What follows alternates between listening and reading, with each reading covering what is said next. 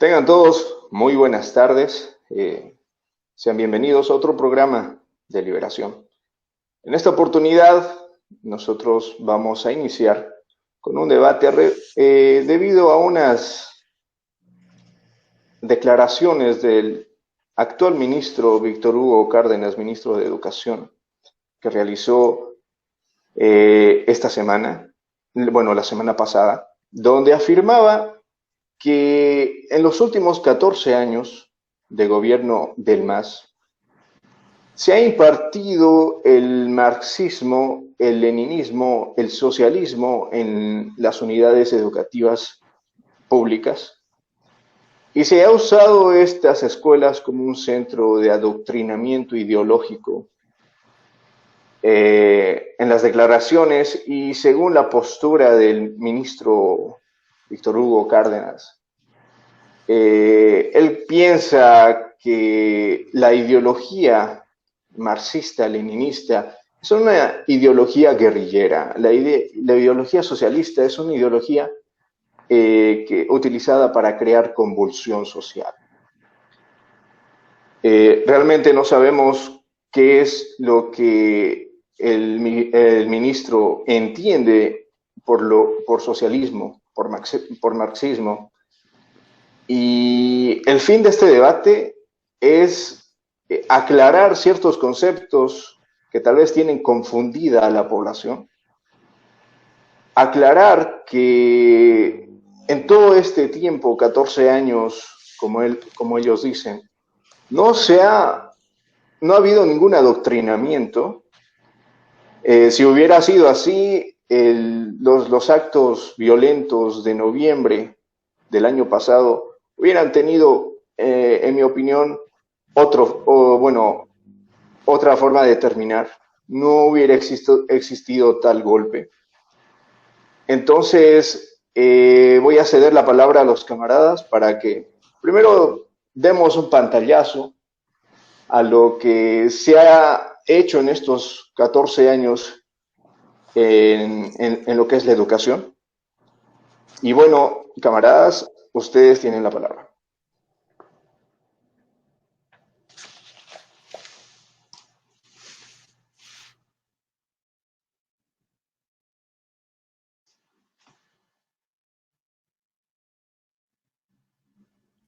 Bueno, tal vez puedo iniciar yo.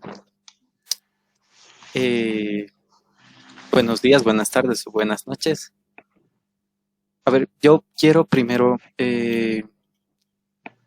solamente para postular un poco y problematizar en sí, el que nos preguntemos, como ya decías tú, si verdaderamente ha ingresado de alguna manera el marxismo o el socialismo como un tema doctrinal en las escuelas o en las normales, ¿no? Que era lo que decía el ministro. O sea, me pregunto, y no solamente por el supuesto efecto que puede haber tenido esto en, digamos, la forma de pensar de los maestros, que esto, o sea, de hecho, no es una cosa solamente del gobierno del MAS, ¿sí? Los maestros, desde que se han constituido, han ido forjando una especie de conciencia bien socialista. Por eso es que el magisterio urbano se ha llamado de trabajadores en el tema de educación, ¿sí? Eh, y esto ha sido desde su concepción. Y por eso es que ahora, por ejemplo, le están luchando, ¿no? Y es un tema histórico, no es un tema de 14 años, por un lado. Pero después uno se pregunta si verdaderamente el tema de fondo del socialismo ha ingresado en las escuelas. Y es que yo creo que es o sea, yo creo que tanto el ministro como todos sabemos que eso no es verdad, ¿sí? O sea, no ha ingresado, pero está creando una imagen, eh, o sea, para satanizar un poco de esto, ¿no?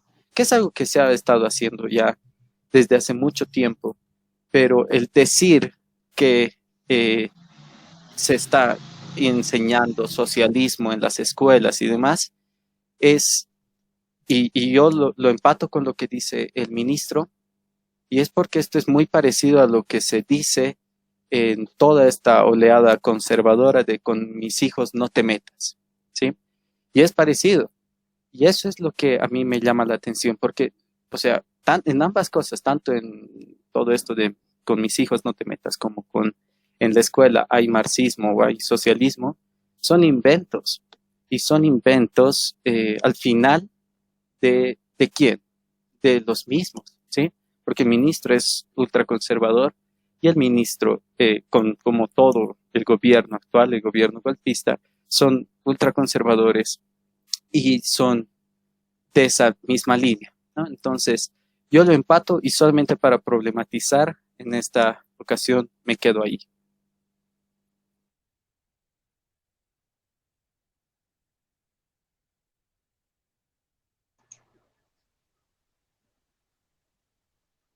Bueno, si me Camarada permiten, Marcelo. eh, buenos días, buenas tardes, buenas noches a todos los que nos están escuchando y nos están viendo en esta oportunidad. Reciban un fraterno saludo combativo y clasista.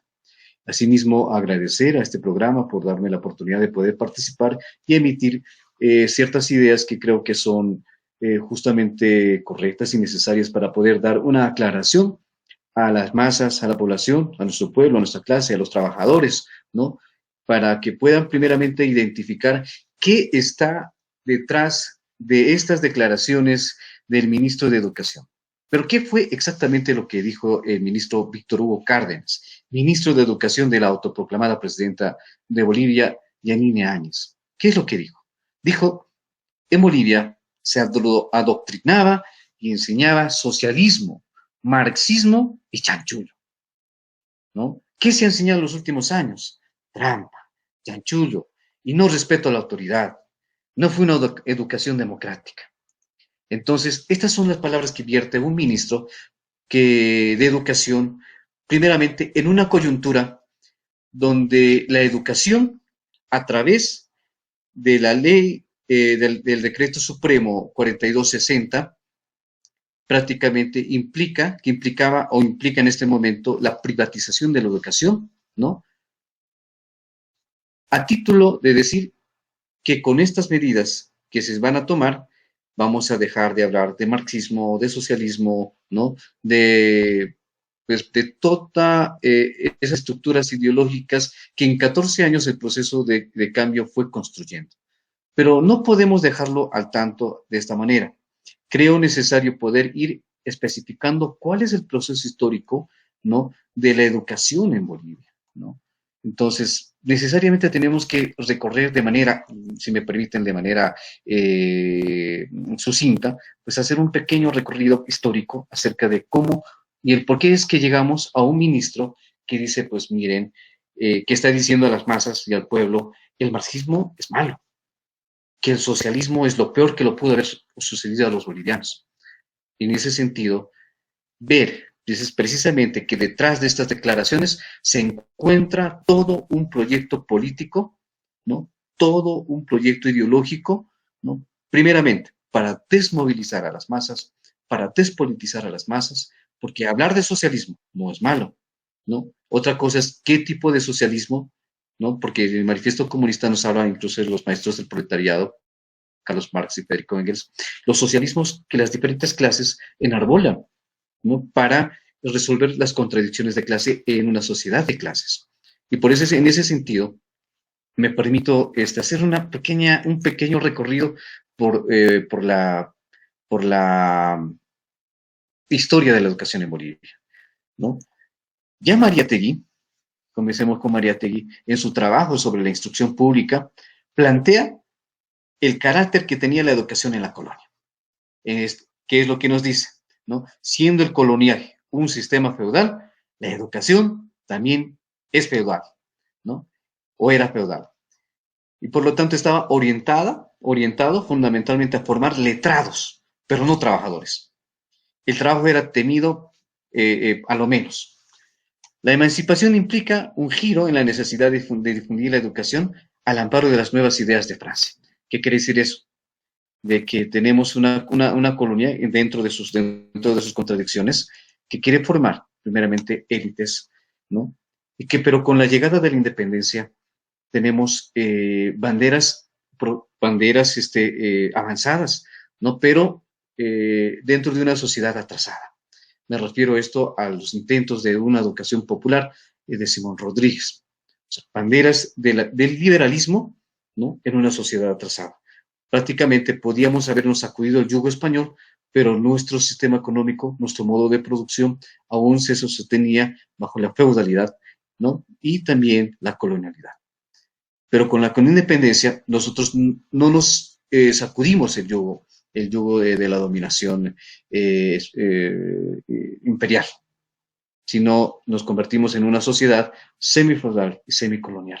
Y sobre esas bases se va desarrollando todo un sistema educativo, ¿no? Y saltándonos de esa época, ¿no? A los intentos democráticos que se pudo haber realizado ya en los años 30, ¿no? Eh, Nos vamos a especificar claramente en cuáles eran los avances que se querían hacer en educación y precisamente en los años 50, con la Revolución Nacional, tenemos una educación que trata de ser democratizante, que trata de ser popular y que trata de ir prácticamente en respuesta a las necesidades de la sociedad boliviana, ¿no? No olvidemos que una ideología, un sistema ideológico, se traduce también en sistema educativo y por lo tanto este sistema ideológico necesariamente tiene que partir o tiene que responder a las necesidades de cierto tipo de clases, ¿no? Eh, Carlos Marx decía que la educación bien puede constreñir, puede paralizar, no puede embrutecer a las masas, como también las puede liberar, pero de acuerdo a qué clase social es la que está en el poder.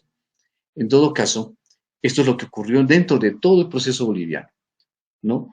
Llega el imperialismo, penetra el imperialismo norteamericano en Bolivia, ¿no es cierto? Y prácticamente tenemos a sistemas educativos que quieren ser copia y calco de esos sistemas de dominación. Llegamos a 52 y nuestra dependencia económica, ¿no es cierto?, frente al imperialismo norteamericano, se traduce también en ese sistema, en el código de educación de entonces.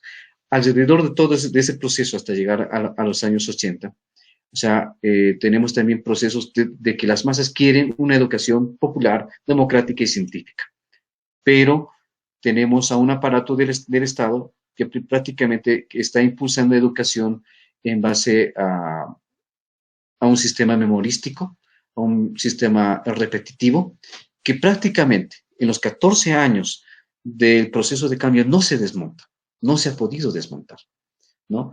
Pese a que el modelo educativo sociocomunitario productivo tiene elementos de carácter socializante, no necesariamente se propugnaba el marxismo como elemento central, ¿no?, de adoctrinamiento en la educación. Por lo tanto, desmentimos que dentro del proceso de cambio y su modelo educativo sociocomunitario productivo se enseñara marxismo, ¿no? Se encuentran elementos de marxismo, que es muy diferente. Se habla de socialización, pero no estamos hablando de la socialización del modo de producción. Porque una cosa es el socialismo, que ya habíamos dicho, que las clases, que determinadas clases sociales enarbolan, y otra muy, muy diferente es el sistema educativo que se plantea en función de servir a los intereses de una clase dominante. Y por lo tanto, podemos decir, si bien se habló de socialismo, ¿no es cierto? No, no es malo, no es malo, eso lleva a las masas a cierta perspectiva, es bueno luchar por ello, ¿no es cierto? Pero es mentira que se haya enseñado un marxismo. La pregunta es, ahora, ¿el marxismo es malo para la sociedad? ¿Le hace daño a la gente pobre, a la gente trabajadora? ¿O es una brújula, es una guía, es un camino en el cual los verdaderos revolucionarios, los trabajadores, los obreros, las masas oprimidas, las naciones marginadas y oprimidas deben de seguir bajo su luz para una transformación social? Esto es lo que puedo intervenir en esta primera participación, queridos compañeros.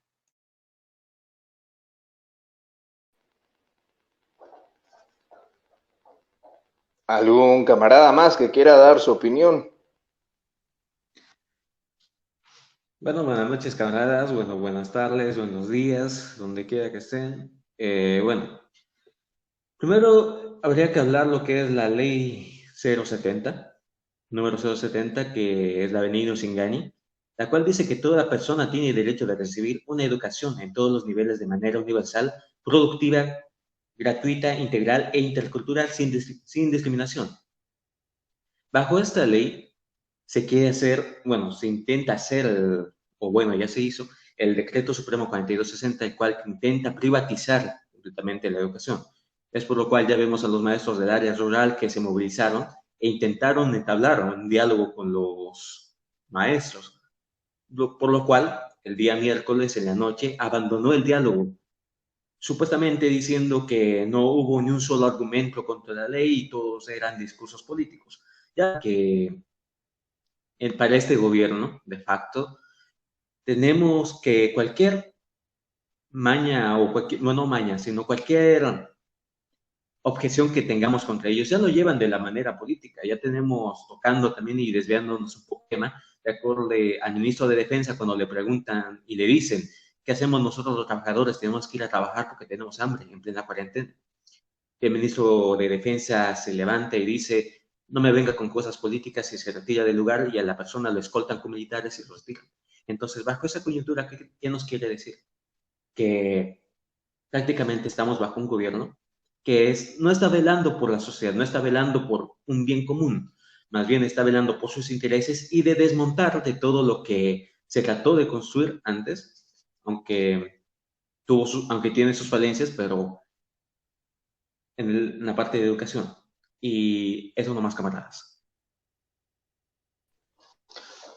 Bueno, compañeros, hemos expuesto los puntos respecto a las declaraciones, ¿no?, de ministro Víctor Hugo Cárdenas. Ahora, en esta segunda ronda de intervenciones, queremos iniciar, ¿no?, prácticamente explicando en sí la esencia del socialismo, la esencia del marxismo, qué es lo que el marxismo propone en la educación, para que la gente entienda qué es lo que el sistema educativo ha logrado en los últimos 14 años con la implementación del Avelino Signani, que entienda cuál es la diferencia fundamental entre lo que Marx pensaba de la educación, lo que él pensaba cómo debería ser, y si es que ha habido o se ha manifestado, como dice Víctor Hugo Cárdenas, de esa manera el marxismo, ¿no?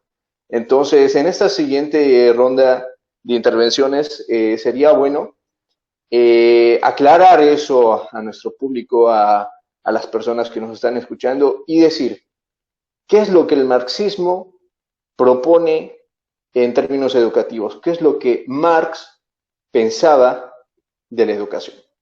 Tienen la palabra, compañeros.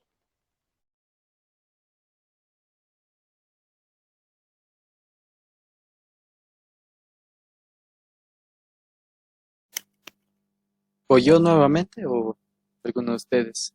Bien. Eh, Manteniendo el orden, manteniendo el orden. Perfecto. Entonces, a ver, solo algunas cosas, ¿no? Solo para ser precisos, creo en los tiempos de Marx la estructura escolar no era igual que lo que existe ahora. O sea, la escuela moderna, como la conocemos ahora, pues no era, no, ni había, ¿sí? Entonces, sí, obviamente la perspectiva de Marx netamente es diferente. Y, digamos, los marxistas posteriores, como Lenin, él ha empezado a abordar mucho esto.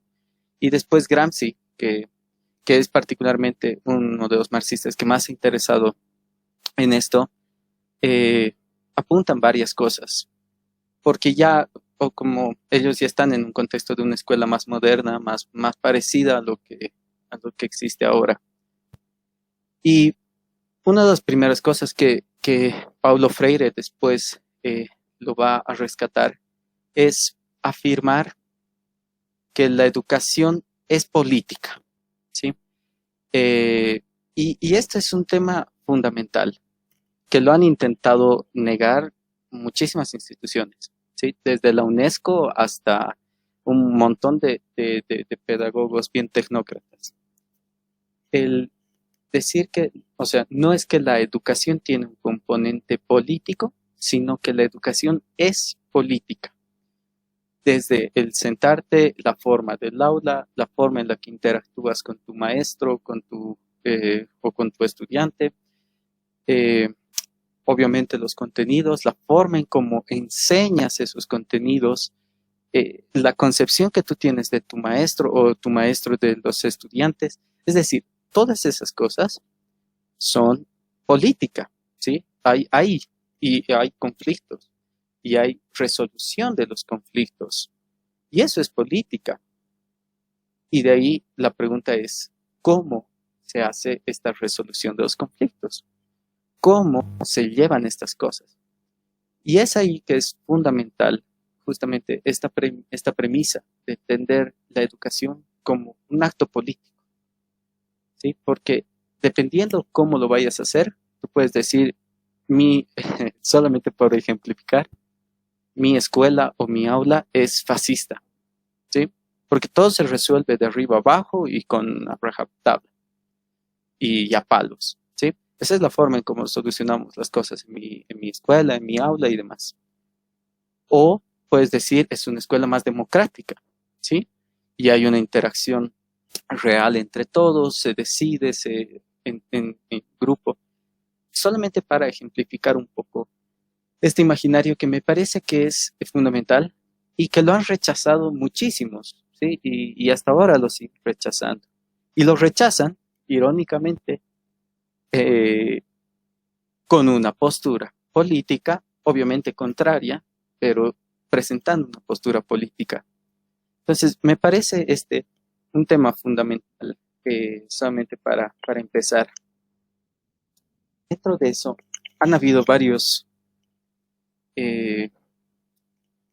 formas de justamente contradecir no solamente esta consigna de que la educación es política, sino también de desprestigiar lo que conlleva esto, ¿no?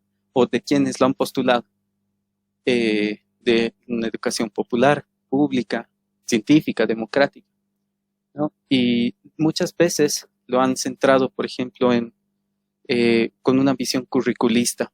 Esta ha sido la visión más gringa, ¿no? De centrarlo todo en el currículo. Es decir, cuán escalonada va a ser tu educación, cómo se va a llevar, o sea, porque es todo, el currículo es, digamos, toda la estructura que tiene la educación, ¿no?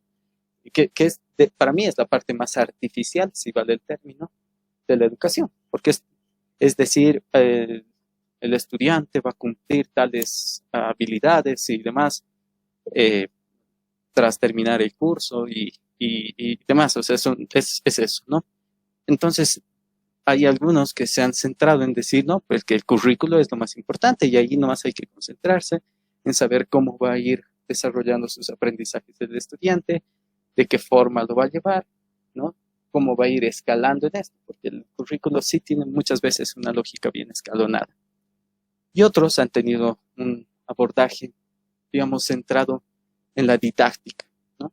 Que es, digamos, la parte metodológica, ¿no?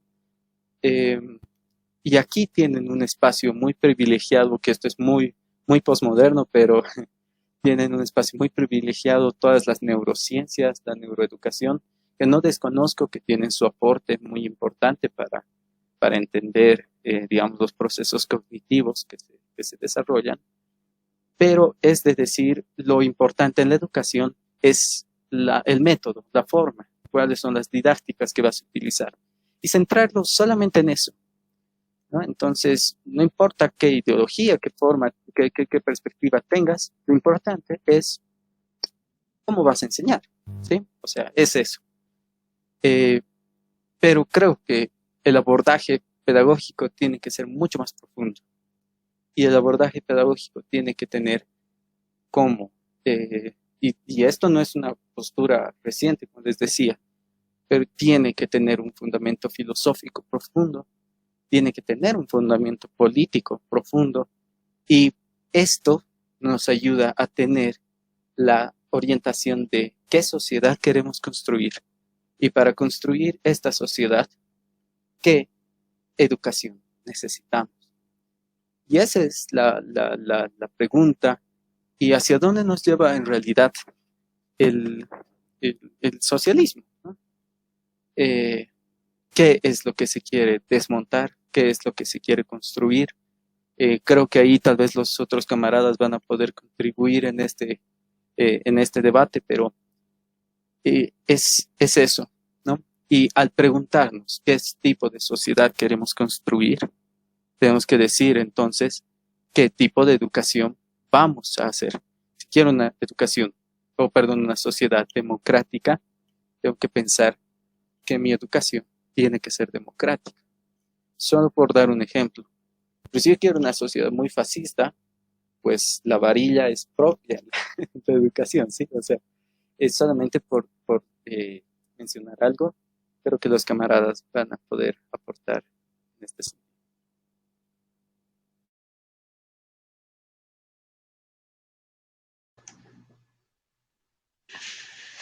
Bueno, ahora sí.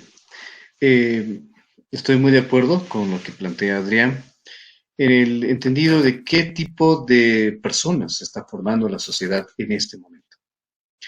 Tenemos a personas, a masas amplias, que en su cabeza está, no es malo, es parte del sistema ideológico que ha penetrado en sus conciencias, ¿no? Digo que no es malo porque tenemos que ver que el capitalismo sienta las bases para la construcción de la nueva sociedad, ¿no? Pero debemos desechar todo aquello que es malo, ¿no? Todo aquello que podría servir a fortalecer, ¿no?, las estructuras ideológicas del capitalismo. ¿Cuál es la ideología del capitalismo? La ideología del capitalismo es el liberalismo, ¿no? Ahora en el imperialismo, ¿cuál es la ideología del imperialismo? Es el individualismo. Por lo tanto, liberalismo e individualismo es lo que marca las características de la personalidad de las personas. ¿Y desde dónde se forma este tipo de liberalismo e individualismo? Desde las escuelas, ¿no? ¿Por qué? Porque nos enseñan que la competencia entre compañeros es sumamente necesario, que el triunfo, que el éxito fácil, ¿no es cierto?, es parte de la realidad social, ¿no? Que la solidaridad no corresponde, que compartir el pan con el pobre hoy no corresponde, que hay que velar por nuestros intereses. Entonces, vemos profesionales salir de las universidades sin perspectiva de tener un mercado laboral, ¿no? Tenemos una sobreproducción de profesionales, ¿no? Tenemos médicos en este momento incluso que están tocando las puertas para ser contratados, ¿no? Tenemos una serie de abogados que prácticamente no ejercen su labor en el área del derecho, sino que prácticamente están dedicándose a otras funciones, porque en estas sociedades o sobrevives, como decía en ese entonces Fidel Castro, ¿no? Sálvese quien pueda. La sociedad del sálvese quien pueda.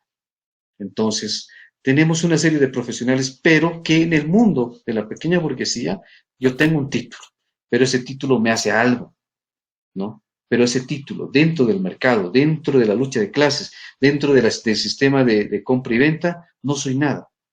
Porque personas que no tienen título, ¿no?, pero que sí tienen capital y se dedican a un comercio determinado, pues tienen mejores condiciones de vida que profesionales que han salido de la universidad con un título, otros que tienen maestrías, ¿no es cierto? Entonces, en todo caso, es más, y vale la pena en este momento hacer una observación, ¿no? Que se observa a los profesores comer pollitos, ¿no es cierto?, cuando tenemos ahí profesionales con maestrías y doctorados que se están embosillando el dinero del pueblo, ¿no? Pero ese tipo de personalidades es la que tiene nuestra sociedad, ¿no? Liberalismo e individualismo, ¿no? Entonces, ¿qué es lo que el marxismo plantea?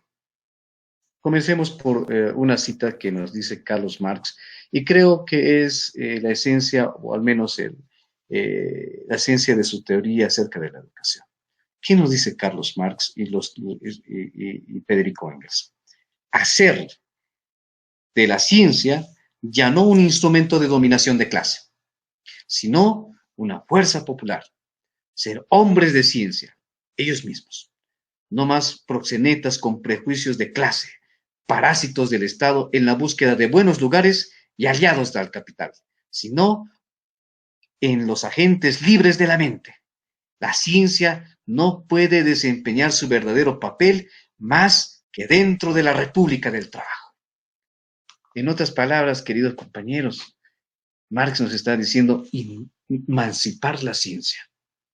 Y para emancipar la ciencia, necesitamos emanciparnos del yugo del sistema económico dominante que hace esclavos espirituales, que hace esclavos emocionales, que hace esclavos desde el bolsillo a las personas y los juzga a sus criterios y en la manera que ellos quieren que seamos, ¿no?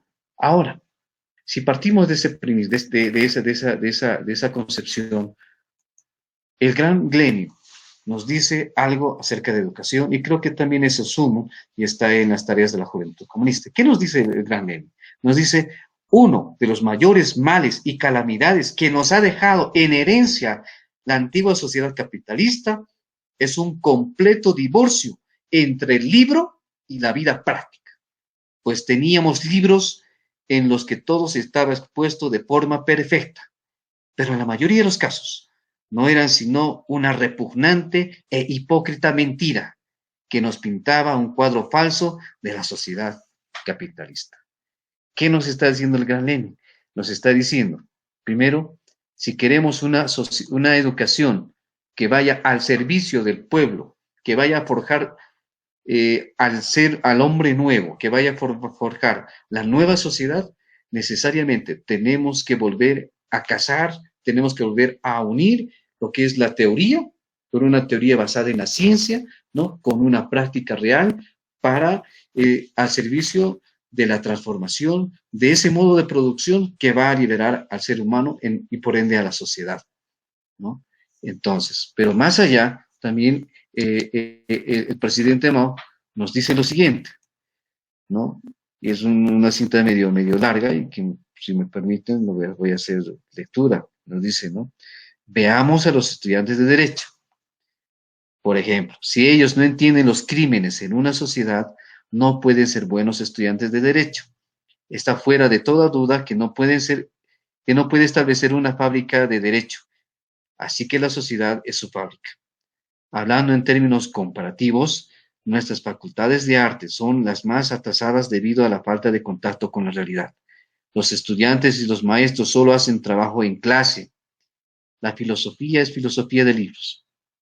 ¿Qué utilidad tiene la filosofía si no se aprende de la sociedad, de las masas y de la naturaleza? Con esto, el presidente Mao y los maestros del proletariado, como hemos podido ver, nos indican y nos llaman primeramente a que la práctica, el marxismo tiene un principio que dice que la práctica es la piedra de verdad, es la piedra de toque de verdad. Por lo tanto, no podemos desvincular, ¿no? No podemos desvincular lo que es teoría y práctica. Y lamentablemente, ese sistema repetitivo, memorístico, que nos ha dejado, que estamos arrastrando desde la sociedad colonial, pasando por la educación proimperialista, pasando por la educación neoliberal, ¿no es cierto?, que no se ha superado, porque en este momento no tenemos un sistema educativo que pueda reforzar la vinculación entre teoría y práctica, ¿no? Porque ¿qué hacían los maestros o qué hacen todavía algunos maestros dentro del modelo, dentro de lo que fuera en este momento, ya en proceso de desmontaje, el modelo económico sociocomunitario productivo? Era, por ejemplo, visitar granjas, tener sus huertas, ¿no es cierto? Como si con ello se solucionaría el problema de la teoría y la práctica, cuando en realidad el fin no es de que se convierta en agricultores a los estudiantes. Una cosa es conocer, pero otra cosa es resolver los problemas de la sociedad a través de la educación, ¿no? En todo caso, ha habido distorsiones acerca de esta teoría, pese que uno de los elementos de este modelo fue la teoría, ¿no? La práctica, la evaluación y la producción. Fue un avance con relación a lo que la ley de Gonzalo Sánchez de Lozada, la reforma educativa de la 1565 establecía, ¿no? Pero fue un avance. Por ello digo que tenemos en este momento que recoger lo mejor que la sociedad ha desarrollado, ¿no? Con la 1565 de una u otra manera, porque nos traían libros de Norteamérica, o sea, libros descontextualizados de nuestra realidad, ¿no? Que trata de superarse esto con la ley 070, que de una u otra manera se trata de extraer, digamos, nuestra riqueza cultural, nuestros conocimientos ancestrales, pero que no van con el objetivo de transformar, sino con un objetivo conservador. Una cosa es conservar las tradiciones ancestrales y otra cosa es utilizarlas como dominación y una especie de congeladora para decir no puedes ver más allá. No puedes ir más allá porque más allá es que eres pro norteamericano, más allá es que estás con los caras, más allá que no puedes, o sea, en otras palabras, nos pusieron en una congeladora y diciendo que lo mejor era lo que recogíamos de nosotros. No está mal, no digo que está mal, pero dentro de las naciones y dentro de la cultura debemos de ver clases sociales y esas clases sociales ver a quiénes sirven, ¿no? Sintetizando. Carlos Marx nos dice, emancipemos la ciencia y pongámoslo al servicio del pueblo.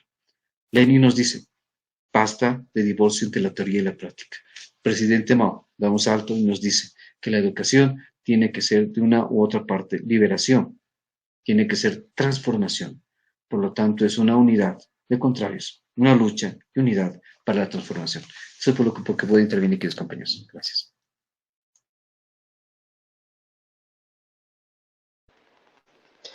Es importante diferenciar, ¿no? El eterno repetir, la memorización, que es lo que propone el sistema educativo actual, que prácticamente no ha habido ningún cambio en estos últimos años.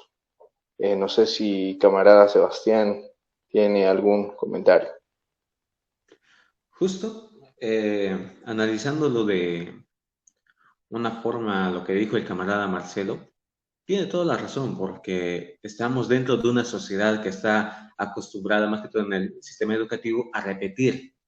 Y repites tanto, repites, y siempre hay un dicho que le dicen al estudiante, si repites más veces, te la vas a aprender. El fin de eso es crear una sociedad de robots, una sociedad que esté acostumbrada a doblegarse, a no preguntarse el porqué de las cosas. Y eso a veces, si es que el estudiante llega a cumplir el 100% de las veces que repite los conceptos y las teorías, porque tenemos estudiantes también que no aplican en como podríamos decir, que no siguen esas reglas y quedan claramente sin educación, es decir, no llegan a aprender completamente.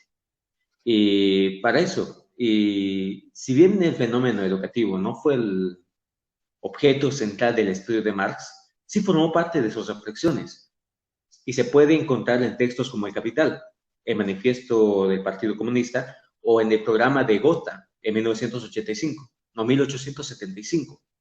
En el artículo se analiza, en primer lugar, el pensamiento de Marx, donde nosotros podemos ver la educación del sistema educativo como fenómeno social. Y bueno, tanto en los textos de Marx y Engels como en el trabajo intelectual y el práctico de los epignos marxistas, encontramos una serie de propuestas de investigaciones que apuntan equivocadamente hacia una nueva concepción pedagógica. Los principales componentes que nosotros podemos observar y identificar son y algo que podemos aportar y ayudar es en la educación pública gratuita, en la obligatorio uniforme para todos los niños, garantizando la abolición de los monopolios culturales o de conocimiento de formas privilegiadas de la enseñanza.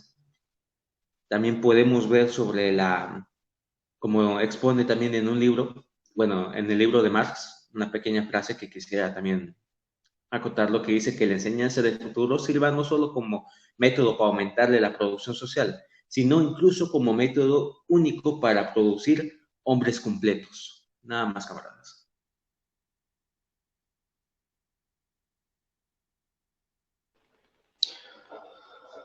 Gracias, camarada. Justo a eso vamos, ¿no? La importancia de una educación gratuita y accesible a todas las personas. Si bien algo que el capitalismo hace es privatizar la educación, esto conlleva una serie de problemas sociales en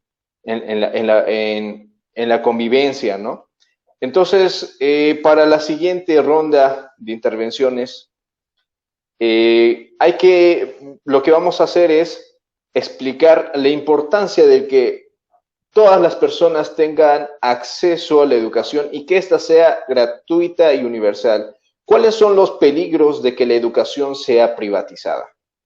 Camaradas, tienen la palabra.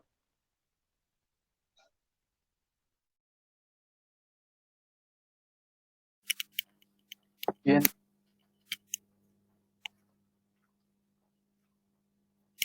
Perdón, sí. Pues primero hay que reconocer que existe un riesgo muy alto además de que la educación sea privatizada. Y esto es algo que tiene que alarmar mucho a toda la población y especialmente a las clases obreras, a las clases trabajadoras. Creo que hay un ataque muy, no sé, silencioso a la educación pública. Y es que se le critica por muchas cosas, ¿sí? Y aquí quiero hacer un llamado a muchos otros pedagogos que han atacado la educación pública eh, sin digamos, sin entender bien a qué va. Pero, a ver, por ejemplo, se ha atacado en cierta forma, aludiendo que la educación funciona como una especie de mecanismo, y esta es, por ejemplo, la posición de Bourdieu, que ha sido, como dice el nombre del libro, reproducida mucho y muy de memoria además, y de forma muy poco reflexiva, y de forma malintencionada incluso, ¿no? Porque lo que decía de alguna manera Bourdieu es que el sistema educativo funciona como un mecanismo para reproducir la ideología hegemónica, ¿no? Que en este caso es el capitalismo, el liberalismo. Y obviamente tiene mucho de razón. Habían también muchas posturas desescolarizadoras como la de Illich, ¿no? Illich, que decían que, más o menos parecido a lo de Bourdieu, pero decían que para buscar otro tipo de sociedad se tiene que abolir la educación y se tiene que buscar otra educación, pero fuera del Estado, fuera de lo que representa el Estado. Son dos posturas, digamos, dentro de las pedagogías críticas que pueden ser válidas, pero creo que el desafío es transformar la educación pensando justamente qué tipo de sociedad queremos. Porque el riesgo de que eliminemos la educación pública o que se vaya privatizando la educación pública es, primero, que se aumentan las brechas de desigualdad enormemente, ¿sí? O sea, la educación es un mecanismo que dirán algunos que sirve para reproducir la ideología dominante, pero puede servir también, y de hecho creo que es evidente, que la educación es una oportunidad para generar un pensamiento crítico. O sea, y esto es porque cuando tú pasas por un proceso formativo, educativo, no solamente y es lo que decía, por ejemplo, y es uno de los principios de educación popular, cuando tú te alfabetizas, no solamente aprendes a leer un texto, ¿sí? O sea, no solamente lees el libro, sino que aprendes a leer la realidad, ¿sí? Aprendes a leer esta realidad, a entender esta realidad. Y cuando entiendes esta realidad es que puedes proponer un cambio, ¿sí? Puedes proponer una transformación. Y creo que esta parte es fundamental y no se la toma en cuenta. Y muchos pedagogos así como que lo han tomado como algo muy secundario.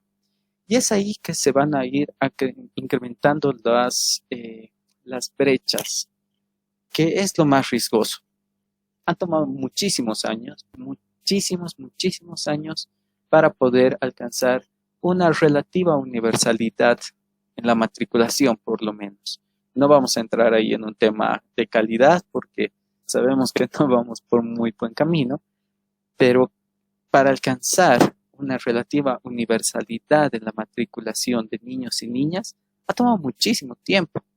Y el apostar por una educación privada es retroceder en todos esos derechos que se han conquistado, pero no solamente en un tiempo muy largo, sino con luchas muy largas también. Ahí yo quiero apuntar un par de cosas también, ¿no? La escuela, por decirlo, tiene dos presentaciones, por decirlo de cierta forma. Uno que es muy institucional, ¿sí? Una escuela es una institución, no solamente a nivel de infraestructura, sino por la estructura que tiene, ¿no? La forma en cómo está conformada, su dependencia de Estado y demás. Pero también la escuela es un espacio de encuentro, la escuela es un espacio de crecimiento, la escuela es un espacio de participación, ¿sí? Porque es el primer espacio donde participas. Incluso para los liberales, esto es fundamental, ¿sí? Y por eso es que la escuela debe ser protegida y la escuela pública debe ser protegida justamente porque es el primer espacio donde participas, donde te liberas, donde no solamente aprendes, sino compartes, ¿sí? Donde construyes comunidad. Y eso es a lo que tiene que apuntar en cierta forma la escuela, ¿sí? Apuntando un poco a lo que decía Marcelo, que yo no estoy muy de acuerdo con que es la ideología del capitalismo sea el liberalismo. O sea, en cierta forma sí, pero por ejemplo, parte de la ideología del liberalismo era la fraternidad, la igualdad y la libertad. Pero si somos sinceros, no es actualmente algo, o sea, esto no está dentro de los principios, digamos, del capitalismo en su fase imperialista y neoliberal que la tenemos ahora. Pero el capitalismo ha tenido la capacidad de construir sentidos comunes, ¿sí? Y esto era algo que Gramsci le interesaba mucho. ¿Cuáles son los sentidos comunes de las personas? ¿Sí?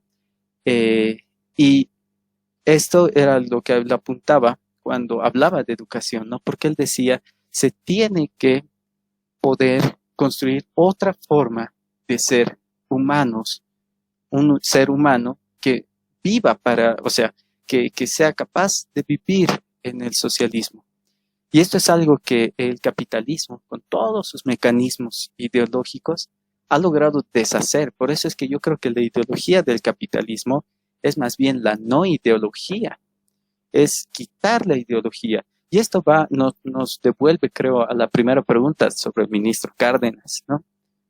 La ideología del capitalismo es despolitizar, es más bien hacer creer, que no hay otra alternativa, que no hay nada más, que tenemos liberalismo, que tenemos capitalismo, tenemos neoliberalismo, y ahí acabó todo, ¿sí? Y esto nos muestran en sus películas, nos muestran, yo siempre doy este ejemplo porque me parece que es válido, pero no sé si deben conocer Futurama, ¿no? Futurama, por ejemplo, te plantea una realidad en, no sé, más de 1000 años en el futuro, pero siguen viviendo en el capitalismo, ¿no? Y la gente sigue viviendo más o menos de la misma forma, con autos voladores y de galaxia en galaxia, pero no se imaginan o que en algún otro planeta tengan otras formas de medios de producción, ¿sí? O que haya otra forma de relacionarse.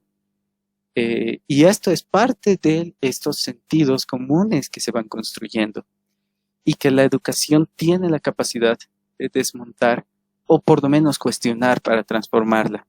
Entonces, esto me parece muy importante tomarlo en cuenta, ¿no? El tema de las conciencias. Y al final, parte de la educación sí tiene que ver con encontrar estas conciencias, ¿no? O sea, el encontrar, perdón, cómo transformar estas conciencias, ¿sí? La otra parte que me parece muy importante sobre la educación es el ámbito productivo. Manacorda es un pedagogo marxista muy bueno, muy difícil de encontrar también, pero él sí dice que, por ejemplo, la clase obrera debe nutrir su intelectualidad, ¿no? O sea, deben ser intelectuales. Y eso se ha demostrado en muchas partes. Los obreros son muy, muy, muy intelectuales y eso es fundamental. Pero también él decía que deben aprender a trabajar en la escuela. Pero él no decía así como taller, así como más o menos lo que existe ahora, ¿no? Taller de repostería, sino que él decía esto tiene que ser verdaderamente un centro productivo. Y hasta planteaba que esto puede ser muy debatible, obviamente, pero que los niños, niñas desde cierta edad y, y, y con diferencias, obviamente, aprendan a trabajar en la escuela. Y esto, o sea, no solamente es para decir, ya, no, más bien que los obreros sigan siendo obreros toda la vida, sino es para que aprender cuál es la relación que existe entre la parte intelectual, digamos, cognitiva que tú estás haciendo y la transformación, ¿sí? Porque al trabajar tú vas transformando, transformas la materia, transformas la realidad. Entonces, este aporte de Manacorda me parece fundamental, me parece muy importante. Y solamente para terminar, creo que esta vez me he extendido un poquito, creo que sí, hay que plantearse una educación obviamente anticapitalista, que tiene que ver con lo opuesto a lo que justamente decía Marcelo antes, el individualismo, ¿no? Todo lo que tiene que ver con los valores liberales, digamos, ¿no? Pero también tiene que tener en cuenta una educación anticlerical, porque las iglesias son muy, muy poderosas y son muy influyentes en la educación, particularmente. En la educación boliviana, muchísimo. Tiene que ser también antipatriarcal, porque hay que reconocer que existe y vivimos en una sociedad profundamente patriarcal. Tiene que ser antifascista, que va de la mano de lo anticapitalista, ¿no? Tiene que ser anticolonialista, necesariamente, ¿no? Porque existen todavía razones coloniales y racistas en Bolivia, y algo con lo que, por el ámbito de trabajo en el que yo me desempeño, tiene que ser anticapacitista. El capacitismo es básicamente un concepto que es relativamente nuevo, pero que busca ver cómo se ha estado oprimiendo a las personas con discapacidad y cómo han sido, por el capacitismo, excluidas sistemáticamente de la sociedad, ¿no? Entonces, estos son algunos de los conceptos que quiero poner ahí para poder avanzar en el debate.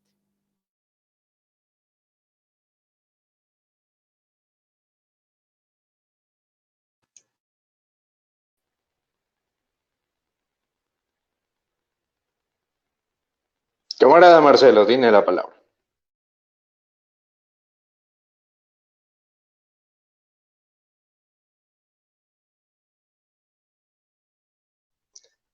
Su micrófono, compañero. Ahora sí, compañero. Estamos viviendo, decía que en este momento estamos viviendo un proceso de privatización de la educación. Un proceso de privatización que está prácticamente normada, ¿no? A través de la ley 4260. Pero, ¿qué nos dice esta ley? Prácticamente quisiera hacer una lectura de su artículo 7, parágrafo 2, que dice: la decisión sobre la complementariedad de modalidades se basa en los diseños curriculares y debe justificarse en riesgos o eventos climatológicos, sociales, sanitarios u otros que pongan en situación de inseguridad a los alumnos. Esto quiere decir que la intención es que a partir de la vigencia de este decreto, el Estado permitirá que las instituciones privadas tengan puerta abierta para invadir la educación fiscal en la forma virtual o a distancia. Luego, podemos también señalar que es lo que nos dice en su artículo, en el parágrafo 1 del artículo 6, y nos dice: las instituciones educativas con la disposición normativa de apertura y funcionamiento deben presentar a las instancias correspondientes su propuesta curricular para su aprobación de acuerdo a reglamentación específica. O sea, que se está abriendo el camino a la total liberalización de la enseñanza, ¿no?, retornando prácticamente a tiempos de los oscurantismo, a tiempos oscuros, ¿no?, del liberalismo de fines del siglo XIX, ¿no? Y este decreto, además, en su artículo 2, ¿no?, también nos hace una referencia a las modalidades de atención a la educación boliviana, pero que no, en este punto creo que no valdría la pena. Pero, en otras palabras, este decreto supremo, la 4260, primero, hace un retroceso en el sistema, en el modo de educación, en el modelo educativo, ¿no es cierto?, y ha abierto puertas prácticamente a la paralización del presupuesto que el Estado debe invertir y gastar en educación. Y se la está cargando al pueblo boliviano. Y se le está cargando primeramente porque la educación en este momento debe ser virtual. El Estado no está pagando a las familias la conexión de Internet, de Wi-Fi. Hay familias que no cuentan con este sistema celular. Prácticamente incluso hay sistemas de comunicaciones en las áreas rurales como en el norte de Potosí, que prácticamente ni siquiera llega la electricidad. Y por lo tanto, estamos viviendo tiempos de privatización de la educación. Y tiene que ver con las políticas neoliberales de este gobierno de turno, que su política principal es desmontar todo lo avanzado durante el proceso de cambio. Desmontar todo lo que la gran burguesía burocrática ha construido durante 14 años, y ellos, en su condición de burguesía intermediaria al servicio del imperialismo norteamericano, pretenden privatizar la educación, privatizar los servicios básicos y decir que el modelo del proceso de cambio no cambió nada y que es necesario la intervención de entes financieros, lo que implica desocupación, miseria, lo que implica no solamente desabastecimiento, sino utilización de este tipo de amenazas biológicas que están haciendo escarnio en el pueblo para sus fines políticos y económicos, tomando en cuenta que los Estados Unidos en este momento tiene política de afronta bélica con China. Están preparando la Tercera Guerra Mundial por un nuevo reparto del mundo, de la cual Bolivia en este momento, en la coyuntura actual, no está ajeno a esta situación. Por lo tanto, de esta manera, de repente, muy breve, puedo indicar que la privatización de la educación está en marcha y se la están cargando al pueblo.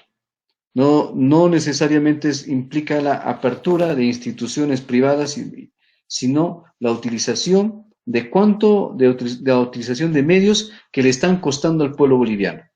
Y por lo tanto, el pueblo boliviano debe rechazarla.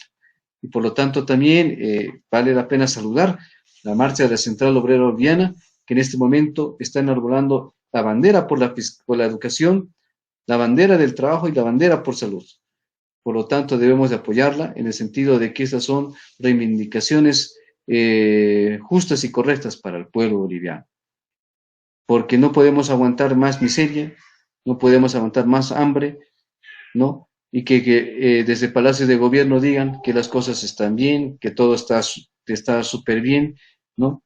Obviamente están bien quienes están en este momento ganan de los que están sentados, ya prácticamente terminó su periodo de tiempo, ¿no? Pero siguen ganando a costillas del pueblo boliviano, ¿no? Y algún paréntesis sobre el sistema. La memorización no es mala. El gran camarada y maestro también de juventudes comunistas, ¿no? De grandes generaciones comunistas y marxistas, como fue don Roberto Alvarado, indicaba que la memorización no era mala, porque, digamos, por decir un ejemplo, tenemos en el cerebro aquí en nuestra cabeza eh, algo que se llama prosencéfalo y telencéfalo, ¿no? Y que nosotros no podemos omitir, que las cosas hay que llamarlas por su nombre, necesariamente hay que memorizarlas, ¿no? Lo que sí estamos en contra es esa memorización mecánica que nos meten a través de utilizar cierto tipo de libros y golpearlos así a los alumnos para que se le metan sin que hayan tenido la cuestión práctica, ¿no? La vivencia, la experiencia para poder conocer y generar conceptos, generar juicios y por lo tanto ir a desarrollar razonamientos de acuerdo al proceso, a este proceso de conocimiento que se estoy marcando, ¿no? Por lo tanto, vale la pena recalcar, no estamos en contra de lo repetitivo, no, o sea, no estamos en contra porque la memoria, no estamos en contra, perdón, de lo memorístico, ¿no? De aquello que tiene que quedarse en la cabeza, sino de aquello que es repetitivo de manera mecánica, que está alejada de la realidad, es unilateral y prácticamente es de contenido vacío. Muchas gracias.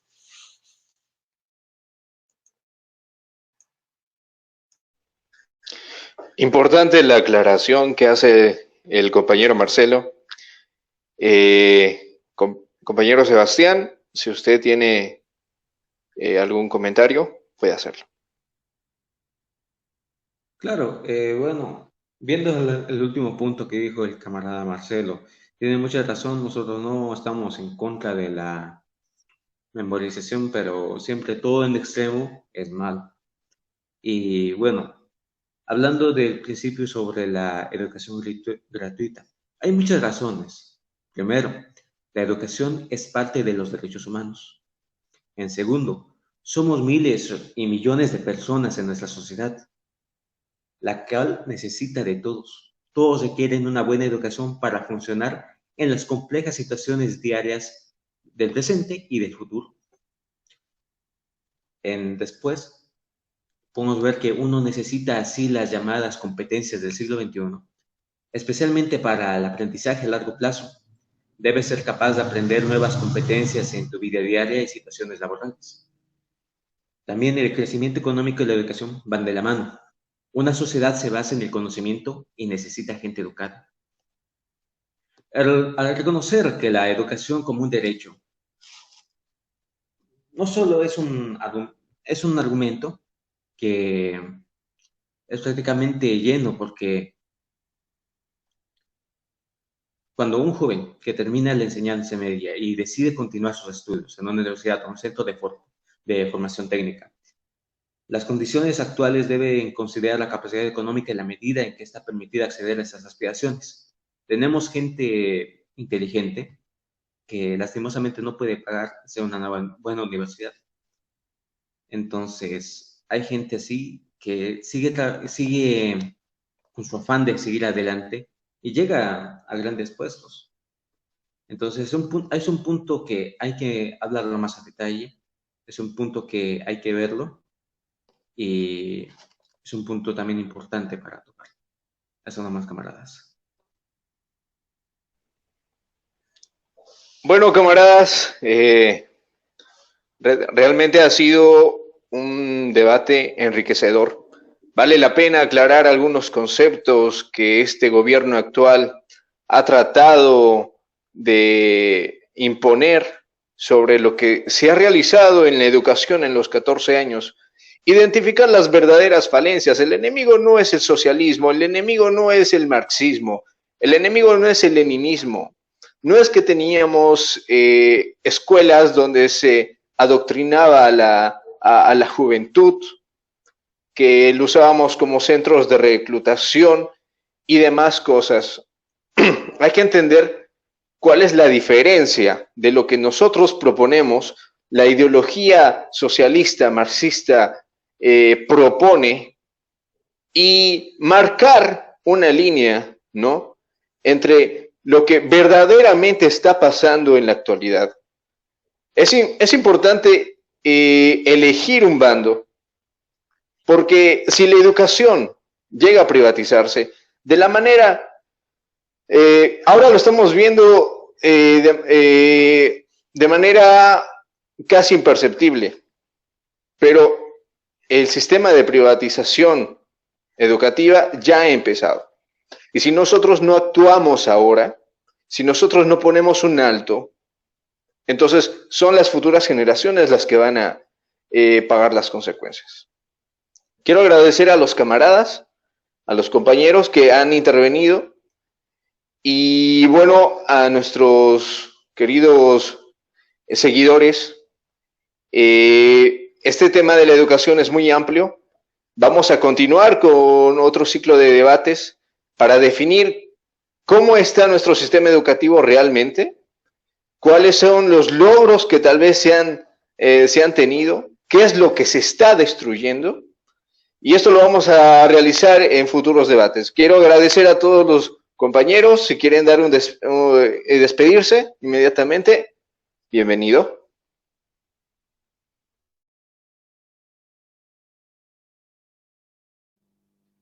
Bien, sí, no, en primer lugar, muchas gracias por el espacio, por la oportunidad igual, a los camaradas que igual han compartido sus ideas con quienes estamos hablando, y bueno, a todos los que están escuchando y viendo esto, ¿no? Creo que es fundamental hacer debates profundos. Esta crisis, digamos, nos está llevando a preguntarnos cosas profundas, muy de fondo, ¿sí? Y creo que ha sido creo que es algo muy importante preguntarnos verdaderamente qué tipo de educación queremos, hacia dónde queremos ir con la educación que estamos construyendo. Y en ese sentido, preguntarnos nosotros también, como socialistas, como comunistas, preguntarnos cuál es el rol que tenemos aquí.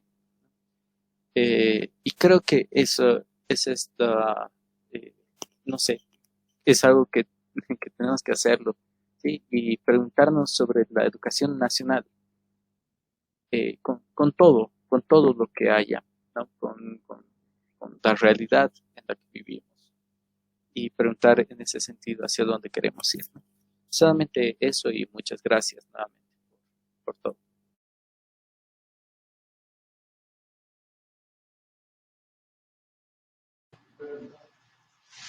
Vale, muchas gracias por dejarme participar y, como les digo, partir ideas, poder recoger también opiniones, e ideas y pensamientos de los compañeros que nos han acompañado esta noche. Muchas gracias a ellos y pues terminar con un fraterno saludo de unidad, lucha y transformación. Muchas gracias.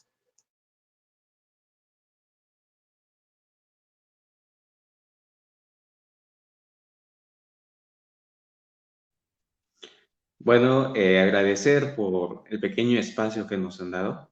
También, ¿no?, con un pequeño mensaje, decir que protejamos las pequeñas cosas que tenemos y luchar para tener nuevos beneficios, no solamente para nosotros, sino para la sociedad entera. Nada más, camaradas, mucho gusto, muchas gracias.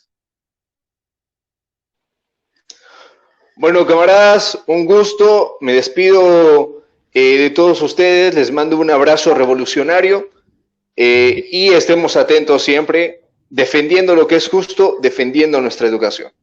Hasta luego, camaradas.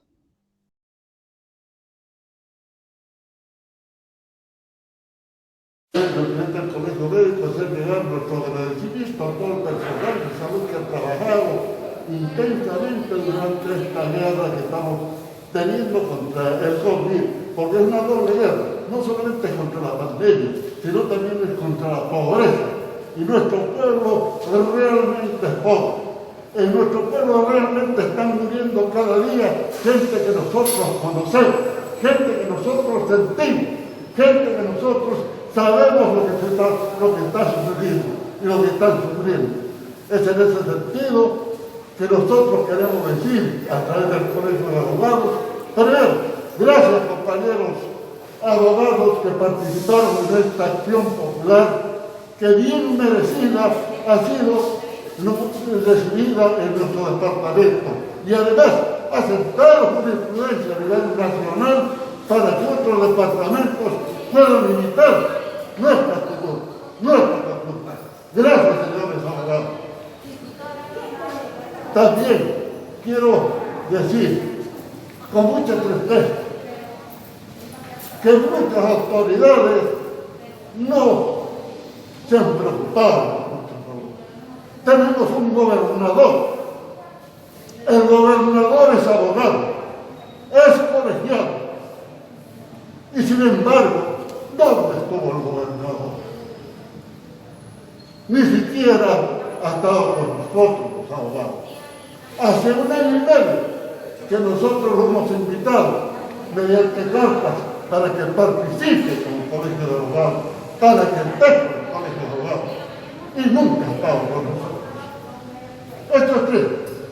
Esto es triste porque no estamos tomando en cuenta ni estamos queriendo asumir nuestras responsabilidades. Sabemos que hay 10 millones de bolivianos. Sabemos que hay un dinero. ¿Dónde está ese dinero? Ese dinero no es para que esté creciendo o sacando intereses en alguna cuenta bancaria. Ese dinero es para los trabajadores, para los pobres de este departamento. Es en ese sentido que convocamos a la unidad de nuestro pueblo y pedimos que todas aquellas autoridades que están en el departamento estén al lado.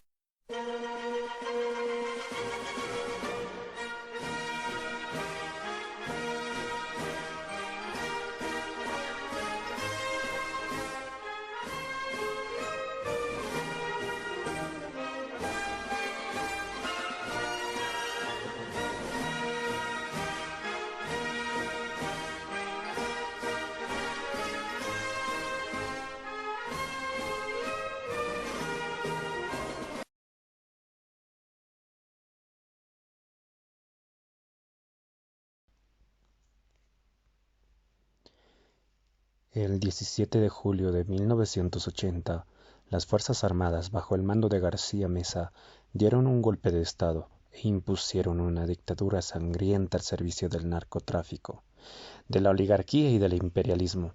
En las primeras horas del golpe, un grupo paramilitar llegó en ambulancias a la sede de la Central Obrera Boliviana, donde sesionaba la histórica CONADE. Desaparecieron a dirigentes del movimiento popular, como Marcelo Quiroga Santa Cruz, primer secretario del Partido Socialista I. Hasta ahora no esclarecen estos casos. Ni perdón, ni olvido, que la memoria histórica que impulse a luchar por una verdadera democracia, contra la oligarquía, el imperialismo, para que nuestro pueblo determine su propio futuro. Es mi sangre.